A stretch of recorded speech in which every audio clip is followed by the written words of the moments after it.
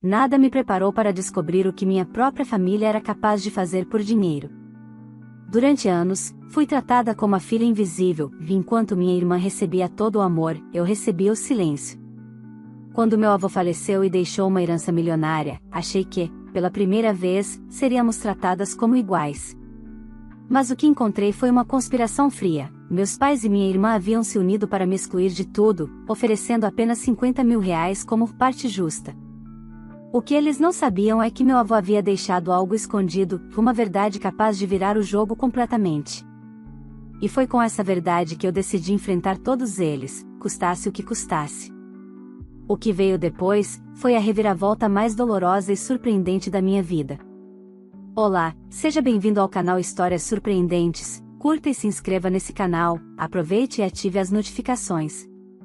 Comente aqui de qual cidade você está assistindo, vou adorar saber e deixar um coração no seu comentário. Desde pequena, eu aprendi a ocupar o espaço do silêncio dentro da minha própria casa. Enquanto minha irmã mais nova, Camila, era o centro de todas as atenções, eu, Helena, me tornava invisível, a filha comum, a que não dava orgulho, a que precisava entender o lugar dela. Meu pai, Sérgio, e minha mãe, Márcia, tratavam Camila como um troféu reluzente, enquanto eu era apenas a sombra que completava a moldura da família perfeita que eles exibiam nas redes sociais. O favoritismo era tão evidente que até os vizinhos comentavam, mas eu fingia não ver. Aprendi cedo que reclamar só me fazia parecer ingrata. Meu refúgio sempre foi o meu avô, Antônio Duarte, um homem simples que construiu um império no ramo de transportes. Ele enxergava em mim algo que meus pais ignoravam: determinação. Você é a única que não se vende por elogios, minha menina, ele me dizia. Um dia, isso vai te salvar. Eu não sabia o quanto aquelas palavras seriam proféticas. Quando o vovô adoeceu, fui a única que o acompanhou de verdade. Enquanto meus pais e Camila viajavam, faziam festas e se preocupavam com aparências, eu passava as noites no hospital, segurando a mão dele. Ele partiu em uma madrugada silenciosa de junho, e junto com a dor, veio o início de uma tempestade que mudaria tudo. 3 semanas após o enterro, meus pais me chamaram para uma reunião de família. Helena, precisamos conversar sobre o testamento do seu avô, meu pai disse, tentando soar gentil, mas o olhar frio denunciava que algo estava errado. Chegando ao escritório da família, encontrei 2 advogados contratados por eles. Sobre a mesa, pilhas de documentos, selos de cartório, e uma caneta dourada. O ambiente cheirava a perfume caro e falsidade. Seu avô deixou um patrimônio considerável, imóveis, ações, empresas, tudo somado a mais de R$20 milhões, começou o advogado. Mas ele especificou que parte do valor seria administrada pela família. Foi quando minha mãe interveio, sorrindo com aquele ar condescendente que eu conhecia bem. Helena, o seu avô te deixou R$50 mil. Foi o que ele considerou justo. Por um instante, achei que fosse uma piada. 50 mil? Depois de anos ao lado dele, enquanto todos se ausentavam? Vocês estão mentindo, eu disse com a voz embargada. Meu pai se inclinou para a frente, cruzando as mãos. Cuidado com o que fala, Helena. Temos documentos legais. O testamento é claro. Camila sorriu de canto. Você devia agradecer. O vovô foi até generoso. Saí daquela sala sem ar. O mundo girava e o coração doía de uma forma que eu não sabia descrever. Não era apenas pela herança, era pelo desprezo. Pela certeza de que minha própria família tinha se unido para me apagar de vez. Mas no fundo, algo dentro de mim despertou. A voz do meu avô ecoava como um sussurro: um dia, isso vai te salvar. Naquela noite, sentei na varanda do pequeno apartamento que alugava e chorei até o amanhecer. Depois, limpei o rosto e decidi que não seria a vítima da história deles. No dia seguinte, fui até o escritório de um advogado que eu conhecia por reputação, Dr. Henrique Azevedo, especialista em direito sucessório. Levei comigo apenas minha intuição e a memória de tudo que o vovô me dissera. Ele ouviu cada detalhe em silêncio, depois se recostou na cadeira e disse calmamente: Helena, o que você descreveu tem cheiro de fraude. Se o seu avô era um homem justo, e se de fato você cuidou dele nos últimos meses, é muito improvável que ele tenha deixado apenas 50 mil reais. Vamos investigar isso a fundo. Foi o início de uma guerra fria. Eu, sozinha, contra meus pais e minha irmã. Eles tinham advogados caros, contatos e aparência. Mas eu tinha algo que eles nunca tiveram, a verdade. Na semana seguinte, Henrique conseguiu uma informação crucial. O testamento original de meu avô havia sido substituído por uma versão registrada em outro cartório, com assinaturas questionáveis. E mais, havia um segundo testamento, lacrado, que só poderia ser aberto mediante ordem judicial. A partir dali, a batalha não seria apenas por dinheiro, seria por justiça, por dignidade, por tudo que tentaram me tirar desde o dia em que nasci. E foi assim que começou a guerra que mudou o destino da nossa família para sempre. Quando o Dr. Henrique disse "tem cheiro de fraude", eu pensei que fosse só força de expressão. Não era. Em menos de 2 dias ele já tinha levantado informações que eu jamais teria acesso sozinha.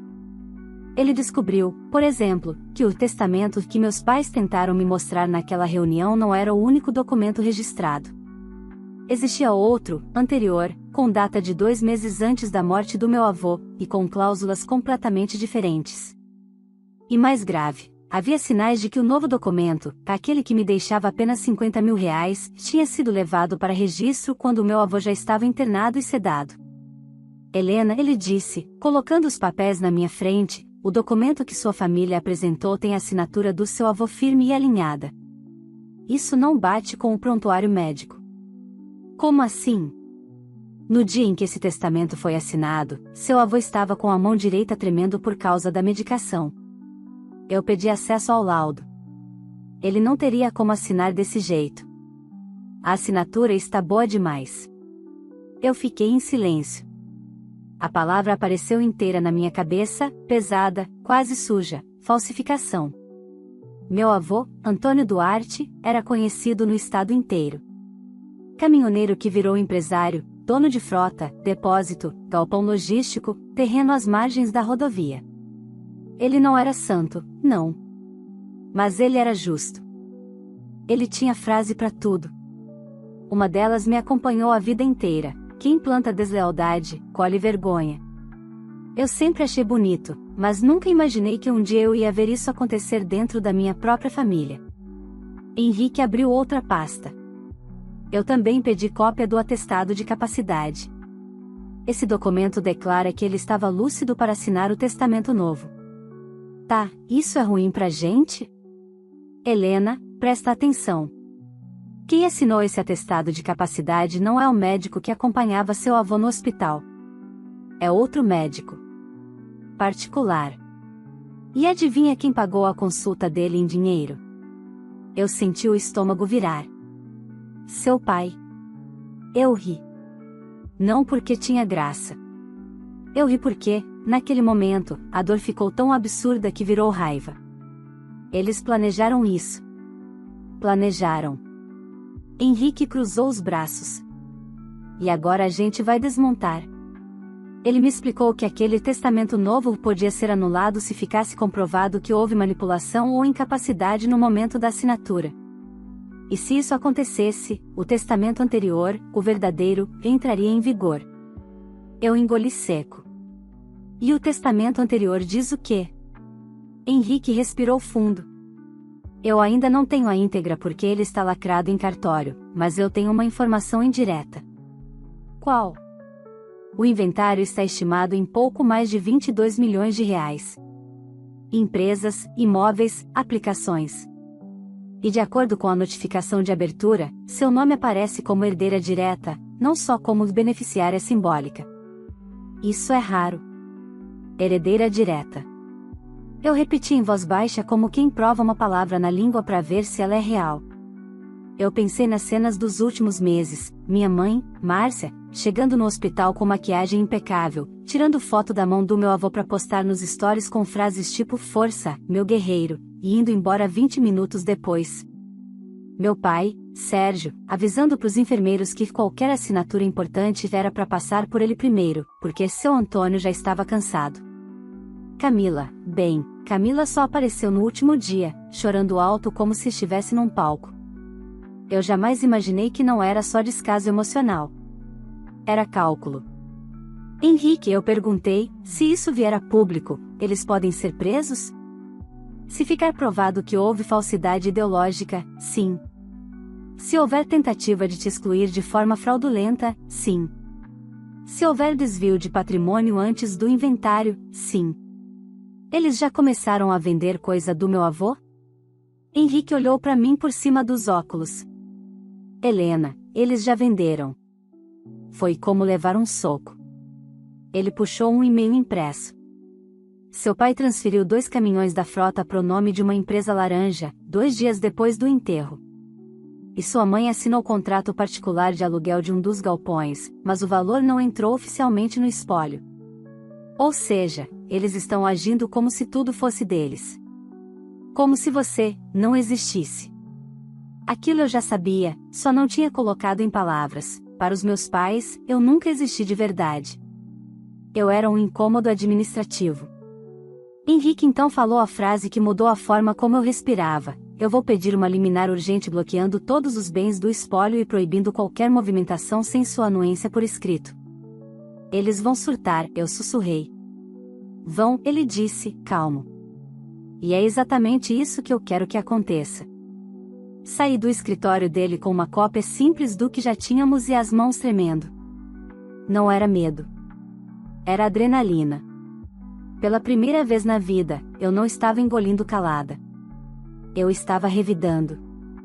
Em casa, meu celular começou a tocar sem parar. Minha mãe primeiro. Não atendi. Depois meu pai. Depois Camila, com mensagem de voz cheia de veneno passivo-agressivo. Helena, você tá realmente querendo transformar isso num escândalo? Por causa de quê? De dinheiro. Pelo amor de Deus, você nunca ligou para dinheiro. Você não acha vergonhoso fazer isso com a própria família? A gente estava tentando resolver tudo de forma madura. Você sabe muito bem que vovô quis deixar a maior parte para quem cuidou da empresa de verdade. E quem cuidou? A gente. Não você. Aceita os 50 mil, fica quieta, compra um apartamento pequeno em algum bairro baratinho e segue sua vida. Você já deu trabalho demais. Eu ouvi aquela mensagem 3 vezes. Na terceira, eu apertei salvar. Provas. Henrique me ligou à noite. Eles já sabem. Alguém do fórum avisou seu pai que entramos com o pedido de bloqueio. Eles vão tentar te intimidar. Eles sempre tentaram. Não como agora. Agora é outra escala. Agora eles estão desesperados. Quase à meia-noite, ouvi batidas fortes no meu portão. Abri a janela e vi o carro do meu pai parado na rua. Ele estava vermelho, suando, com o dedo apontado para minha casa como se fosse dono até do meu ar. Minha mãe estava do lado dele, braços cruzados. E Camila, claro, filmando. Desce, Helena. Agora. Eu não desci. O que eu fiz foi ligar o viva-voz, apoiar o telefone na janela e dizer, com a maior calma que eu consegui reunir, qualquer tentativa de pressão ou ameaça vai ser anexada ao processo.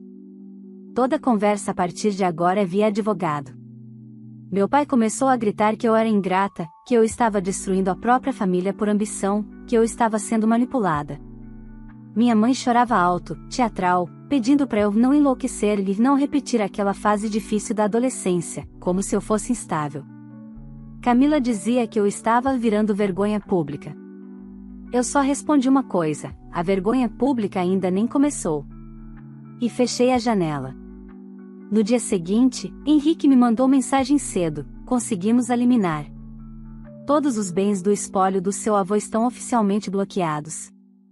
A partir de agora, seus pais e sua irmã não podem vender, alugar, transferir, ocultar nem mexer em nada sem autorização judicial. E temos data de audiência. Você vai encarar eles na frente de um juiz. Eu li aquilo com o coração batendo na garganta. Quando? Daqui a 7 dias. 7 dias. 7 dias até eu olhar nos olhos deles e dizer, pela primeira vez na vida, que eu existo, e que dessa vez eu não vou embora. Os 7 dias que antecederam a audiência foram os mais longos da minha vida. Eu dormia pouco, comia quase nada e tentava me convencer de que tudo aquilo era real. A casa dos meus pais, a mesma onde cresci e fui tratada como um erro, agora seria cenário de uma batalha judicial. Henrique me orientou a não ter contato com ninguém da família, nem responder mensagens. Mas a cada dia que passava, as provocações aumentavam. Camila, sempre com seu veneno doce, publicava fotos antigas com o vovô, legendadas com frases como: saudades de quem sabia o valor da família de verdade. Minha mãe comentava corações. Meu pai compartilhava com emojis de oração. Era uma encenação grotesca, e ainda assim, as pessoas acreditavam. Amigos de infância me mandavam mensagens constrangidas, dizendo: Helena, o que está acontecendo? Sua família parece tão abalada. Eu só respondia com silêncio. Henrique, porém, não descansava. Ele reuniu uma equipe de peritos caligráficos, contadores e um investigador particular. E foi esse investigador que trouxe a primeira prova irrefutável. Numa noite chuvosa, ele chegou ao escritório com um envelope pardo e um sorriso contido. Encontrei o cartorário que autenticou a assinatura do Segundo Testamento. Henrique levantou os olhos do computador. E ele confessou que nunca viu o Sr. Antônio assinar nada. Disse que o documento já chegou pronto, trazido pelo Sr. Sérgio e por Dona Márcia. Meu corpo inteiro arrepiou. O homem gravou um depoimento confirmando o esquema. Disse que recebeu um agrado para carimbar sem fazer perguntas. Aquilo era a peça que faltava. Henrique quase comemorou. Isso, Helena, é o que chamamos de vício de forma. O testamento novo é nulo. Com essa gravação e os prontuários médicos, o juiz vai entender tudo. Mas o inimigo não dormia. 2 dias depois, recebi uma intimação inesperada. Meus pais tinham entrado com um pedido de interdição. Alegavam que eu apresentava comportamento paranoico e instável emocionalmente, que tinha surtos de raiva e não estava apta a lidar com heranças vultosas. Eles tentavam me desqualificar, exatamente como haviam ameaçado. Henrique, eles estão dizendo que eu sou louca. É tática. Querem te desestabilizar antes da audiência. Não responda. A gente vai derrubar isso no tribunal. Mesmo assim, chorei. Chorei de raiva, de vergonha, de cansaço. Passei a noite lembrando de quando tinha 13 anos e chorei por tirar 9,5 em vez de 10 numa prova. Minha mãe riu na minha cara e disse: Camila tira 10 sem esforço. Você devia parar de se contentar com pouco. Eu nunca fui suficiente, nem sã, nem boa, nem digna, aos olhos deles. Agora, tentavam transformar isso em argumento judicial. O dia da audiência chegou. O fórum estava lotado. Meu coração batia tão forte que parecia ecoar nos corredores. Meus pais estavam de mãos dadas, encenando união. Camila usava um vestido branco, posando de inocente. Eu entrei de cabeça erguida, guiada por Henrique. Na sala, o juiz, um homem de fala calma e olhar atento, pediu que todos se sentassem. Estamos aqui para apurar denúncias de falsificação de documento público, tentativa de exclusão indevida de herdeira e pedido de interdição. Comecemos pelo primeiro ponto. Henrique apresentou os laudos, a análise caligráfica, o depoimento do cartorário e o relatório médico. Tudo meticulosamente organizado. Quando o vídeo do cartorário começou a ser exibido, minha mãe abaixou a cabeça, meu pai ficou pálido. O homem na tela dizia: eu apenas carimbei o documento. Não presenciei a assinatura. O juiz fez uma pausa longa. Senhor Sérgio, a senhora Márcia, tem algo a declarar? Meu pai pigarreou. Meu sogro, ele estava cansado. Pediu para adiantar as coisas. A intenção era preservar a harmonia familiar. Henrique retrucou: preservar ou apagar uma filha? Camila não se conteve. Meu avô sabia o que fazia. Ele me dizia que Helena nunca quis saber da empresa, que ela era desligada. O juiz levantou o olhar. Senhorita Camila, há provas disso? Ela gaguejou, olhou para os pais, e em silêncio, balançou a cabeça. Henrique então deu o golpe final. Excelência, peço a exibição do registro de câmeras do hospital onde o Sr. Antônio estava internado no dia da assinatura do Novo Testamento.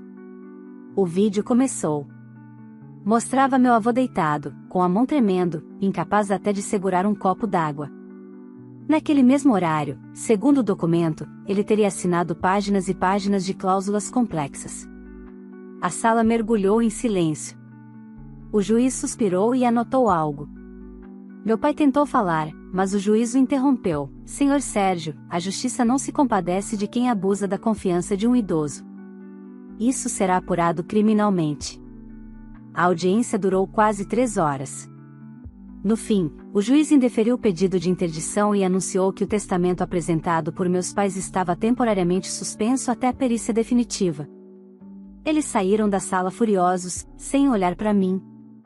Eu, pela primeira vez, senti algo diferente de medo. Senti força. No estacionamento, Henrique me entregou um papel. Conseguimos uma cópia da petição lacrada. O testamento verdadeiro vai ser aberto na próxima audiência. O senhor acha que ele deixou algo para mim? Henrique sorriu de leve. Eu acho que seu avô deixou tudo o que eles tentaram roubar. E mais, deixou para você a chance de mostrar quem realmente herdou o caráter da família. Naquela noite, abri a janela e olhei para o céu. Pela primeira vez em muito tempo, eu senti que meu avô ainda estava comigo, não como lembrança, mas como promessa. A guerra estava só começando. A notícia da suspensão do testamento se espalhou rápido.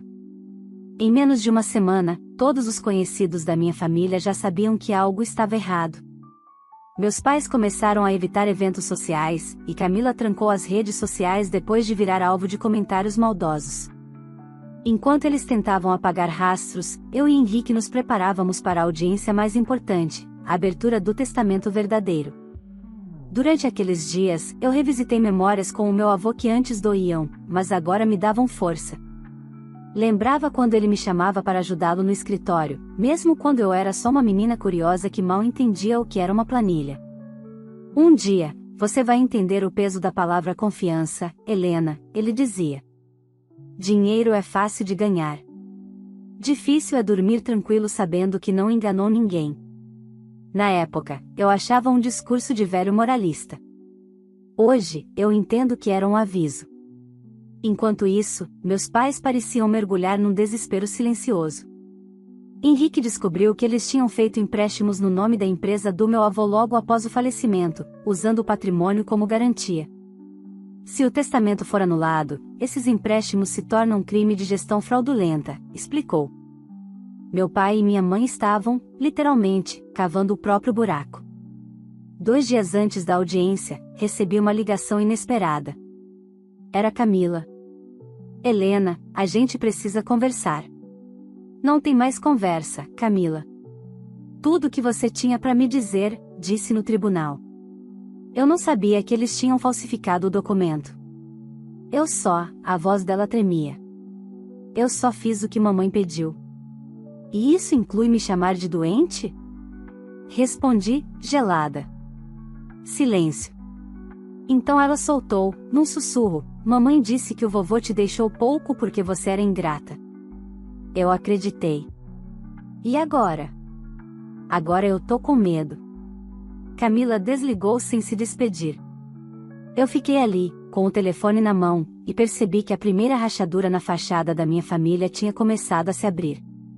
Na manhã da audiência, o fórum estava lotado outra vez.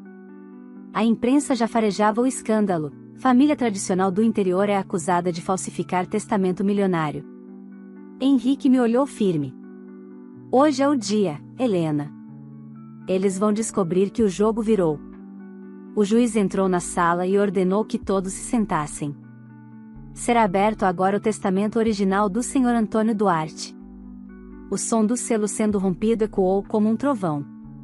Henrique se levantou e entregou o documento lacrado ao juiz, que começou a ler em voz alta. Eu, Antônio Duarte, sendo plenamente capaz de minhas faculdades mentais, declaro que meus bens devem ser divididos de forma justa e moral, conforme meu coração entende por correto.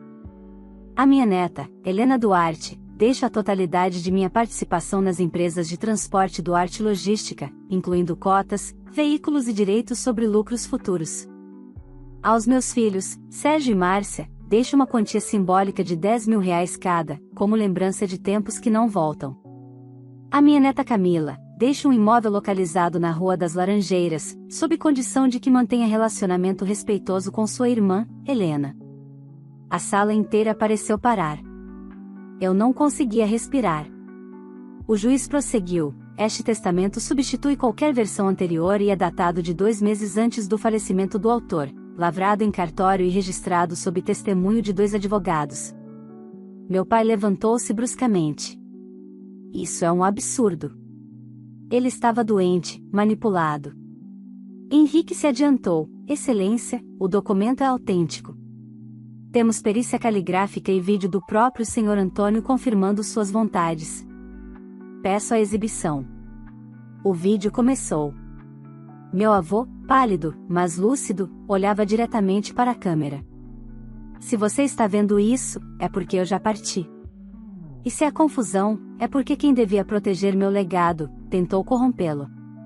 Deixo tudo à minha neta Helena, a única que esteve ao meu lado quando precisei. Que ela use o que conquistei com sabedoria e caráter, 2 coisas que o dinheiro não compra. Minha mãe começou a chorar. Camila tapou o rosto com as mãos. Meu pai apenas recuou na cadeira, sem fala. O juiz então encerrou: reconheço como válido o testamento datado de 14 de abril. Determino a imediata suspensão de qualquer movimentação financeira feita pelos senhores Sérgio Duarte e Márcia Duarte desde o falecimento do autor, e autorizo o desbloqueio dos bens em nome da herdeira legítima, Helena Duarte. Eu não sabia se ria ou chorava. Henrique apertou minha mão sob a mesa. Ele te deixou mais que dinheiro, Helena. Ele te deixou justiça.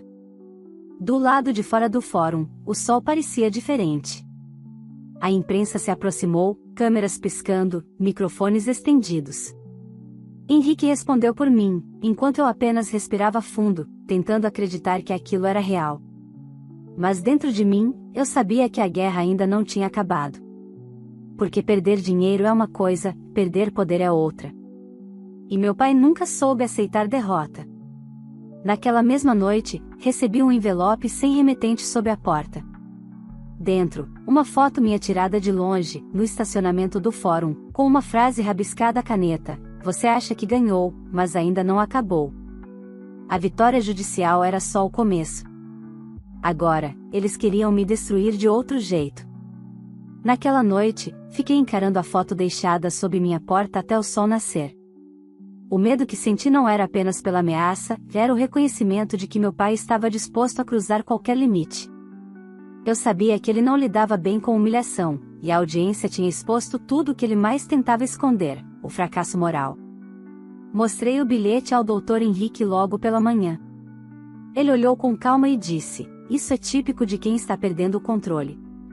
Vamos registrar boletim de ocorrência e pedir uma medida protetiva. Mas, Helena, é importante você não se isolar. Concordei, embora por dentro me sentisse mais sozinha do que nunca. Nos dias seguintes, o caos se instalou. As notícias se espalharam: empresário é investigado por falsificação de testamento do próprio pai. O nome da minha família estampava jornais e portais. Minha mãe se trancou em casa, recusando ligações e visitas. Camila, que antes adorava ser fotografada em eventos, agora fugia de qualquer câmera.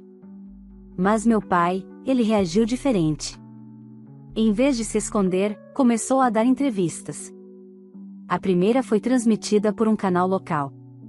Ele apareceu abatido, de terno escuro, ao lado de um advogado novo. Fui traído por quem mais amei, disse com voz embargada. Meu pai estava doente e foi manipulado pela neta para mudar o testamento. Tudo isso é uma grande injustiça. Quando ouvi aquilo, o sangue ferveu. Henrique apenas suspirou. Eles vão tentar inverter o papel de vítima. É previsível. Mas quanto mais falarem, mais provas deixam. E não demorou. No dia seguinte, uma matéria trouxe prints de mensagens falsas que tentavam me comprometer, como se eu tivesse ameaçado o meu avô antes dele morrer. A perícia digital, porém, revelou a manipulação em menos de 24 horas. Henrique foi direto à delegacia e anexou o resultado ao processo. A cada tentativa deles, uma nova prova surgia a meu favor. Mesmo assim, o desgaste emocional era imenso. Eu me via cansada, exausta de tanto precisar me justificar. Em alguns momentos, quase desejei não ter entrado na justiça, só para não sentir o peso da guerra. Mas sempre que fraquejava, lembrava da mão do meu avô segurando a minha no hospital, e a força voltava. Certo dia, Henrique me chamou ao escritório com um olhar diferente. Helena, acho que você precisa ver isso.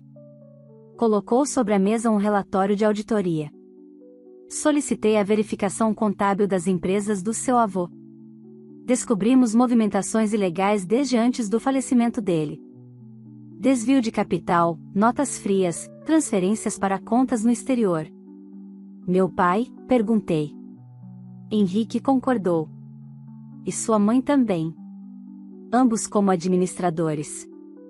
O valor total desviado passa de 3,8 milhões de reais. Fiquei em choque. Isso significa que não é só uma questão de herança, Helena. É crime financeiro. E agora entra a promotoria. 2 dias depois, vi a cena que jamais pensei testemunhar, a polícia entrando na casa onde cresci, levando documentos, computadores, celulares. Os vizinhos filmavam de longe, comentando em sussurros. Vi minha mãe chorando na varanda, enquanto meu pai gritava com os policiais, alegando perseguição. Camila, pálida, tentava impedir que levassem o notebook dela. Ninguém acreditava mais nas encenações. Henrique me pediu para não comparecer. Mas eu fui. Fiquei parada na calçada, observando tudo à distância. Quando meu pai me viu, seu olhar mudou. Por um instante, não havia mais ódio, nem raiva, apenas derrota. Ele gritou algo que mal ouvi, e em seguida, foi colocado na viatura. A porta se fechou com um estalo seco, o som mais simbólico da minha vida. Nos dias seguintes, a mídia noticiava a prisão preventiva de Sérgio Duarte e Márcia Duarte por fraude patrimonial, falsidade ideológica e desvio de recursos. Camila, que não foi presa, teve os bens bloqueados por envolvimento direto nas transferências bancárias. Em menos de uma semana, o império que meu avô construiu e que eles tentaram roubar de mim virou pó. Ainda assim, eu não sentia prazer. Senti um vazio estranho, como se finalmente tivesse vencido uma guerra que nunca quis lutar. A justiça estava sendo feita, mas o preço era alto demais. Henrique tentou me confortar. É natural sentir isso. Mas entenda, Helena, você não destruiu sua família. Eles se destruíram sozinhos quando escolheram a ganância. Com o tempo, o caso se tornou exemplo jurídico, estudado em palestras sobre direito sucessório. Mas fora das salas de audiência, a vida era outra. Recebi mensagens de desconhecidos me chamando de corajosa, de símbolo de justiça. Nenhuma dessas palavras me trazia consolo. Porque no fundo, eu sabia, coragem não nasce da força. Nasce da dor. Um mês depois, Camila apareceu na porta do meu apartamento. Estava irreconhecível, o cabelo bagunçado, os olhos inchados. Eu perdi tudo, Helena. Tudo. Disse, com voz quase infantil. Eles vão ficar presos por anos. Eu só quero entender, por que o vovô fez isso?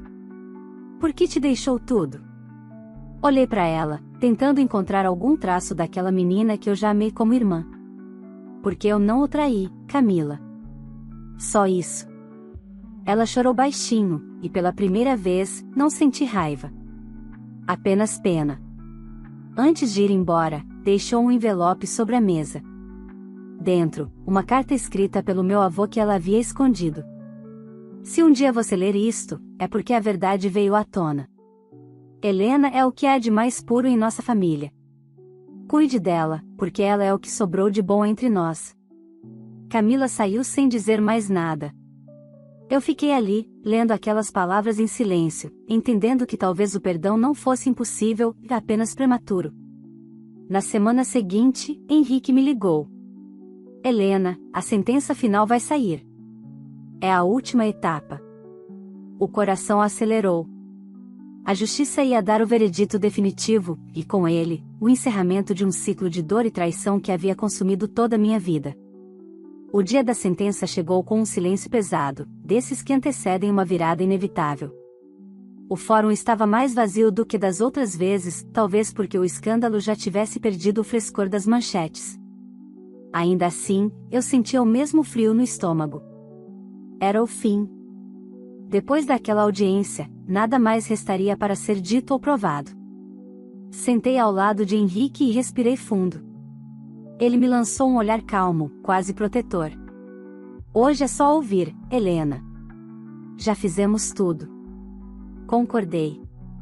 Eu não tinha mais o que acrescentar, minha história estava inteira nos autos, as provas, as gravações, o vídeo do meu avô, a confissão do cartorário e as movimentações fraudulentas. Tudo ali, preto no branco. Quando o juiz entrou, a sala se levantou. Ele ajeitou os óculos, abriu a pasta diante de si e começou a leitura do parecer final. Sua voz era firme, impessoal, mas cada palavra parecia um tijolo sendo colocado sobre as ruínas que meus pais haviam deixado. Considerando as provas apresentadas e a comprovação de fraude documental, desvio de recursos e tentativa de exclusão de herdeira legítima, esta vara reconhece a nulidade do testamento falsificado e ratifica a validade do documento original, no qual a senhora Helena Duarte figura como única herdeira direta do espólio de Antônio Duarte. Meu coração acelerou. Era o que eu sonhava ouvir há meses. Mas o juiz continuou: determino ainda que os réus Sérgio Duarte e Márcia Duarte cumpram pena de reclusão em regime semiaberto, além de multa compensatória à herdeira no valor de R$200 mil, por danos morais decorrentes de falsidade ideológica e tentativa de interdição infundada. Quanto a Ré Camila Duarte, diante da colaboração e entrega voluntária de provas relevantes, a pena será convertida em serviços comunitários e acompanhamento psicológico. Aquelas palavras ecoaram em mim de forma confusa. Eu ganhava tudo, sim, mas o som da vitória vinha misturado ao gosto amargo de uma perda que não se mensura em cifras. Quando o juiz encerrou a sessão, todos se levantaram. Meus pais não estavam ali, haviam sido representados pelos advogados. Camila, no entanto, estava. Chorava discretamente, olhando para mim como se buscasse um perdão que eu ainda não tinha para oferecer. Saí da sala em silêncio. Lá fora, o vento batia forte, mas o céu estava limpo. Henrique me acompanhou até o carro. Acabou, Helena. Você venceu. Olhei para ele e percebi que a palavra vencer já não me cabia. Eu não venci, Henrique. Eu sobrevivi. Ele sorriu, como quem entende que nem toda vitória é feita de festa. Nos dias seguintes, a notícia se espalhou de novo, mas dessa vez com um tom diferente. Justiça confirma fraude e filha rejeitada vence disputa milionária. As manchetes me chamavam de herdeira corajosa, a mulher que desafiou a própria família. Mas eu evitava ler. O que importava não era o dinheiro nem o título.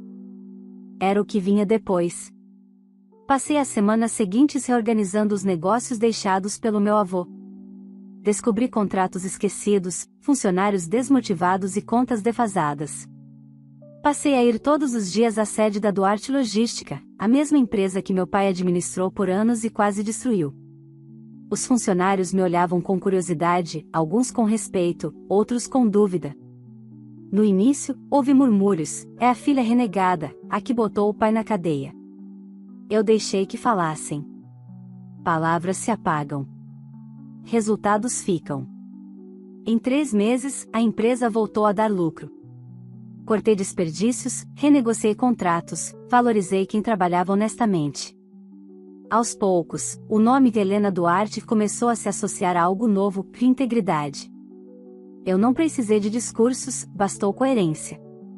Camila me procurou novamente. Dessa vez, estava mais serena. Eu estou cumprindo o serviço comunitário. Trabalho num abrigo de idosos. Acho que o vovô teria gostado disso. Concordei, sem hostilidade. O vovô acreditava que todo erro podia ensinar alguma coisa. Ela respirou fundo.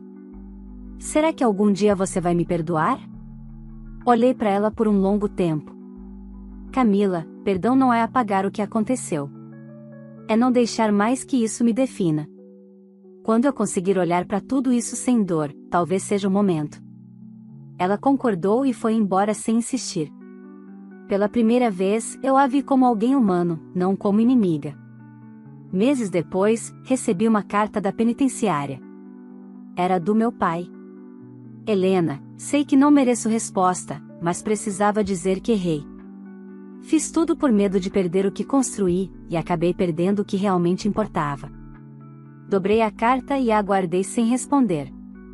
Não havia ódio, mas também não havia espaço para recomeço. Com o tempo, a paz voltou. Reformei a antiga casa do meu avô e passei a morar ali. O mesmo lugar que um dia foi palco de brigas e falsidade agora era meu refúgio. Guardei suas fotos, seus troféus de caminhoneiro e as anotações rabiscadas de planos que ele nunca chegou a concluir. Em cada detalhe, eu via a lembrança do homem que acreditou em mim quando ninguém mais acreditava. Hoje, quando acordo e abro as janelas daquela casa, vejo o mesmo sol que o vovô via todas as manhãs antes de sair pro trabalho. E às vezes, eu sinto que ele ainda está aqui, não em corpo, mas em cada decisão justa, em cada escolha honesta. A justiça me devolveu o que tentaram tirar: meu nome, minha dignidade, minha voz. E se há algo que aprendi em tudo isso, é que o amor verdadeiro nunca se prova com palavras, mas com lealdade. Meus pais perderam tudo que o dinheiro podia comprar. Eu perdi a família que pensei ter. Mas ganhei algo que nenhum juiz pode assinar: a certeza de quem eu sou. Essa é a minha herança. E diferente da deles, ninguém jamais poderá me roubar. Se você chegou até aqui, me conta nos comentários. Você faria o mesmo que a filha fez ao enfrentar os próprios pais e lutar pela justiça, mesmo que isso significasse ficar sozinha contra todos? Essa história mostra que, às vezes, o silêncio precisa acabar, e que coragem é não aceitar ser apagada. Quero muito saber a sua opinião. De qual cidade você está assistindo esse vídeo? Escreve aqui embaixo que eu vou passar nos comentários e deixar um coração especial para você. Se essa história te prendeu até o fim, curte o vídeo, se inscreve no canal e ativa o sininho para não perder as próximas histórias emocionantes que estou preparando.